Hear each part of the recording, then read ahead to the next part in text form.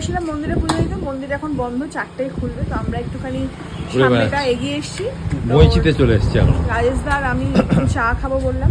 এখানে দেখো সন্দেশ বিস্কিট পাওয়া যাচ্ছে। ওটা খুব ভালো খেতে, আমি একসময় খুব খেতাম, ভালো লাগে, কিন্তু মিষ্টি খুব। আমি বললাম যে আমি ট্রাই তুমি করি। তো শুভজিতের চা খাও, তুমি এসব খেও না। আর শুভজিৎ আজকে মাফ করে দাও, তুমি চা পাঠাচ্ছ না, চা এখন কম আছে তো এখানে এটাই খাচ্ছি। রাজেশদা কোনটা খায় বলো? আমি একটা যে কোনো খেলি হবে। আর সব থেকে বড় কথা হচ্ছে দেখো গাড়িটা এমন রেখেছি পাহাড় থেকে, আর এ গেছে ইট দিতে, দেখো ইট দিয়ে রেখে দিয়েছে, বলছে যদি গাড়িটা গড়িয়ে আসে।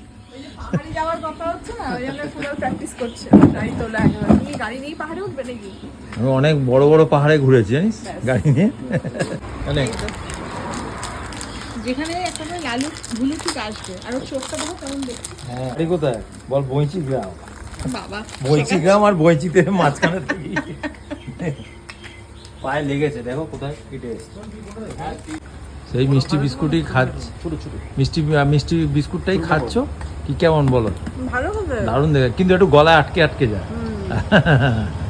প্যাকেট খাবে, পেট খাবে। তাকিয়ে আছে। আমি খাচ্ছি এটা।